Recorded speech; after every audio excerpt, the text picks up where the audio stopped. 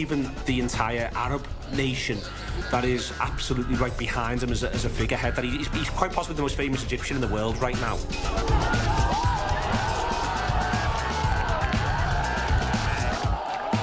People the world over idolise you now, Mo, but particularly those youngsters back in Egypt. And you take that responsibility seriously, right? I know you are hugely enthusiastic about being part of the anti-drug initiative, for example. Tell me about that. When they asked me to do that, I said, yes, of course, I do it. I love that. I love to feel like I'm helping the people, and everyone saw me like a role model. What do you think of my driving?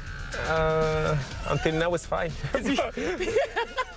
Now he says it's fine because we've arrived. How rude.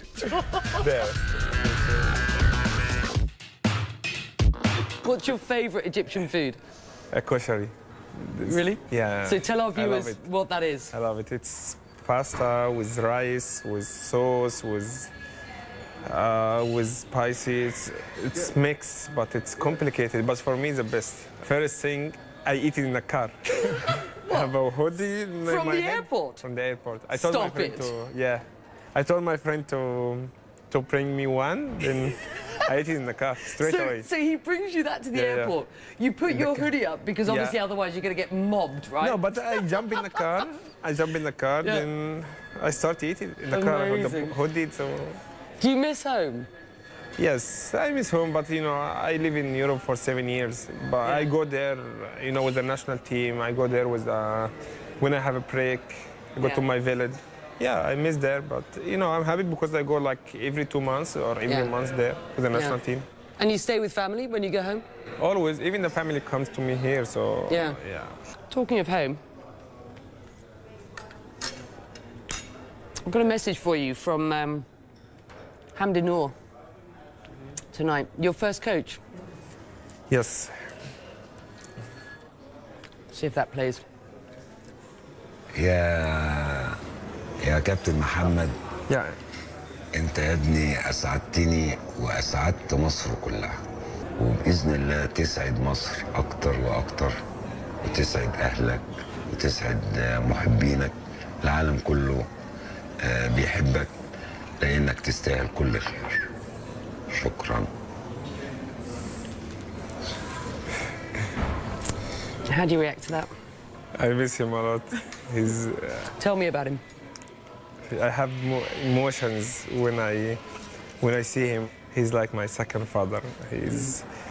I remember when I was 14, I used to wake up like 6 in the morning every day to train with him alone for the skills, shooting, that stuff.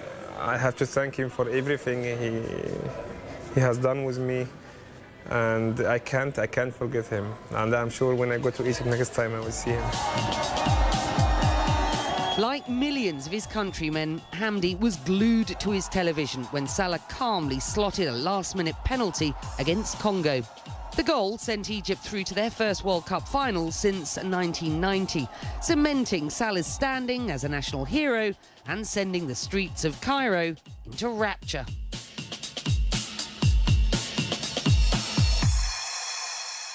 Tell me about the national team. I mean, clearly you're going to make the squad. I'd be very surprised if you didn't. We are new players together, most of us same age. We play together in national team under 21 and under 17. Right. So remind us who's in your group. Yes, we have Uruguay and Russia and Saudi Arabia. Right. So the Saudis play the Russians in the first game on the opening night, and then you play Uruguay. So can you qualify?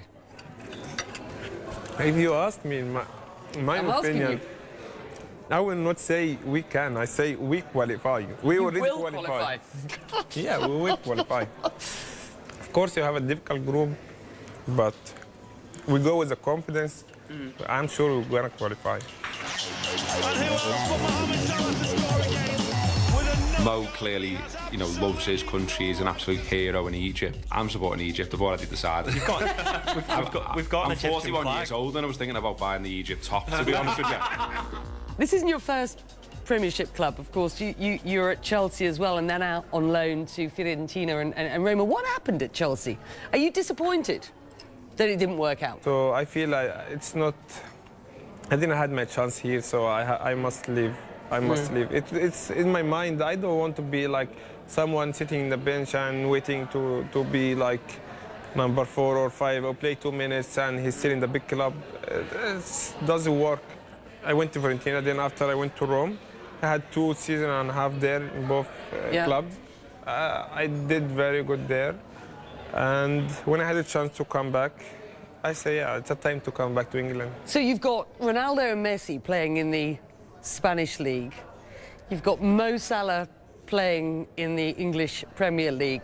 Lots of comparisons being made between the 3 of you now. Many people saying you are number 3, maybe number 2, or even number 1. What are you, Mo? What do you consider yourself? I consider myself... Go on, tell me. Nobody's listening, I promise you. No, for me, I know from the beginning of the season, I said, I have a target in my mind. I keep it also until the end of the season. I will say what is that. Come on, but tell us. What's end of the target? season. But you know, I'm happy about what I did until now, and I want to keep doing that until the last game. So yeah, if I come back and talk to you at the end of the season... I think we're going to do another interview end of the season. You're going to tell me you always knew you were going to be number 1.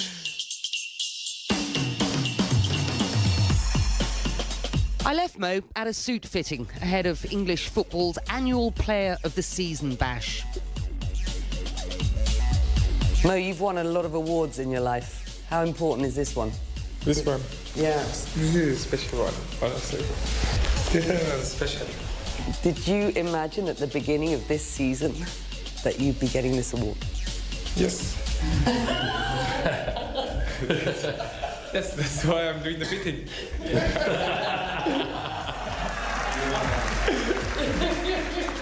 And the winner, Player of the Year 2018, is Mohamed Salah of Liverpool and Egypt. A fitting finale to what has been an extraordinary year. Mo Salah has become a superstar, carrying the hopes of Egypt, a role model as the world's most famous Arab sporting son, and the Egyptian king of Liverpool. And from what I've seen, he wears all his crowns with ease. Becky, I told you I would win this.